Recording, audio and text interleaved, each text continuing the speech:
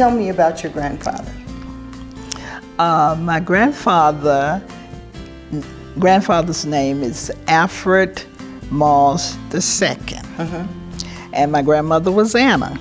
And they had 7 children, and they gave each one of their children property to do the farming. You all grew cotton and everything on the land that they did? Yes. And sustained your families? Yes, we did. I remember when we all had to pick cotton, and as I told you before, it's 9 of us, and I'm the 7th child. So anyway, we would always compete to see who could pick 100 pounds because that was the going thing. If you could pick 100 pounds of cotton, you were considered good. Okay, and valuable. Right, and everybody wanted to be valuable. Right, everybody wanted to feel that. But no matter how I tried, I could never pick 100 pounds. For one reason, I was always afraid of those big worms.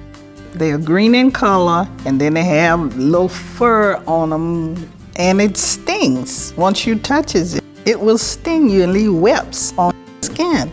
So I couldn't pick 100 pounds for looking for the worms because I was so afraid of them. Now, is it hotter now in the summer or in the year than it was when you were little? Or did you mind the heat, or did the heat bother you? Or?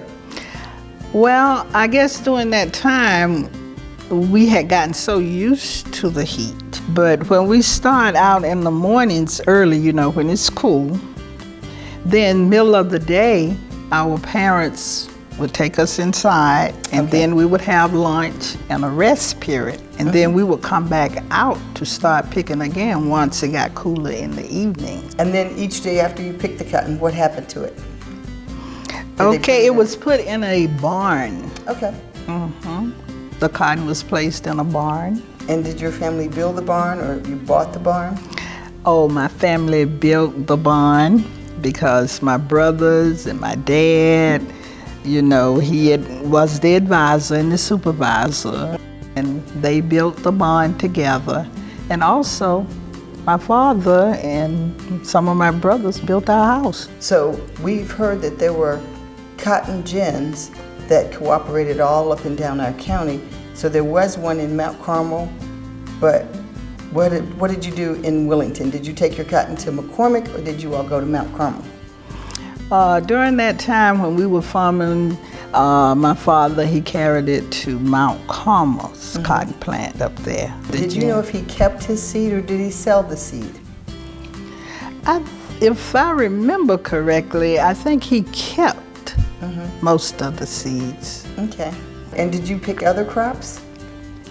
Yeah, we had a garden. And naturally we grew corn, peas, collards, all of those different things. Okay. And I remember picking peas for my grandmother, and she had such large crops of peas. Okay. And I guess that's why I never really liked to spend a lot of time there for picking those peas in the hot sun. So did you all work on Sunday? No. No, we had to go to church every Sunday, and my mother carried us to church every Sunday. We didn't have a choice whether or not we wanted to go. We knew we were going. And did you all sing or work at the church? Oh, yes. I remember joining the church when I was 12 years old. Then from then on, you were a part of that. You either were the secretary or the superintendent of the Sunday school, or you were the Sunday school teacher, you were a part of the youth department or the president. You had a job to do all the time within the church.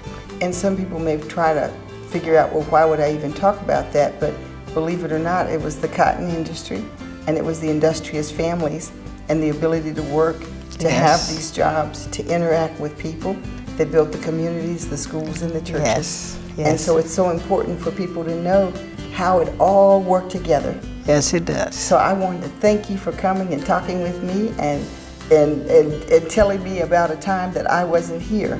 Okay. I've really enjoyed it, and thank you, Eleanor. You are welcome. Thank you.